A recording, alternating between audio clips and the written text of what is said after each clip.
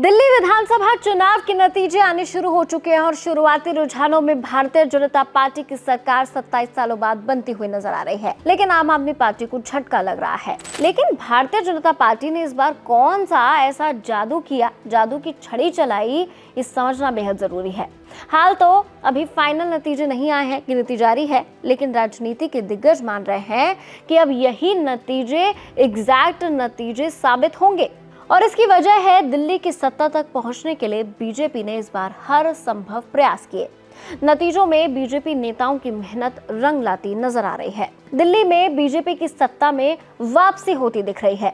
इस तरह दिल्ली में 27 साल से चल रहा सत्ता का वनवास बीजेपी खत्म करती दिख रही है। ग्राउंड जीरो से रिपोर्ट करने वाले पत्रकारों का मानना है कि इस बार बीजेपी के कार्यकर्ताओं ने दिल्ली में बूथ लेवल पर काम किया।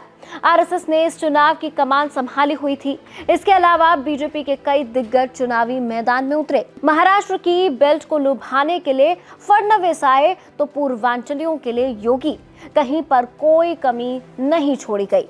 दिल्ली की सत्ता में वापसी की लड़ाई को बीजेपी ने जोरदार तरीके से लड़ा और सियासी माहौल को काफी हद तक अपने पक्ष में करने में कामयाब रही।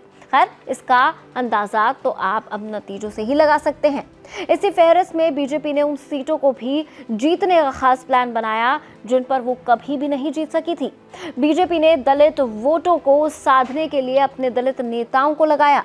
बीजेपी ने अपने प्रत्येक नेता अपने दायित्व वाले क्षेत्रों का कार्यकर्ताओं के साथ मिलकर प्रबुद्ध लोगों, आरडब्ल्यूआर के सदस्यों, मंदिरों के पुजारियों और अन्य संस्थाओं के प्रतिनिधियों के साथ बैठक की और उन्हें पार्टी के साथ जोड़ने की मशक्कत की।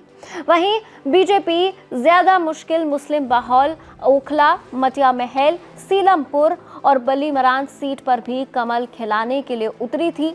बीजेपी ने किसी भी मुस्लिम बाहुल सीट पर कोई भी मुस्लिम प्रत्याशी नहीं उतारा था। विपक्षी दलों से मुस्लिम कैंडिडेट थे, जहां पर बीजेपी ने अपना हिंदू प्रत्याशी उतारा। इस तरह बीजेपी ने मुस्लिम बनाम मुस्लिम की लड़ाई से भी हिंदू दांव चलकर सारे समीकरण बदलने का दांव चला। हालांकि इन सारी सीटों पर बीजेपी प्रत्याशी जीतते नहीं नजर आ रहे हैं। इसके अलावा मुस्लिम बाहुल सीटों पर एआईएमआईएम ने जमकर प्रचार किया। इसका लाभ भी बीजेपी को हो सकता है। खैर, पिक्चर अभी क्लियर नहीं है। खैर, ये तो अभी शुरुआती रुझान है। भारतीय जनता पार्टी सत्ता में आती हुई तो नजर आ रही है, लेकिन इन सारे फैक्टर्स को आप कैसे देखते हैं? क्या लगता है आपको बीजेपी की जीत के क्या कारण है? कमेंट सेक्शन में जरूर शेयर कीजिए। देखते रहिए एबीपी लाइव।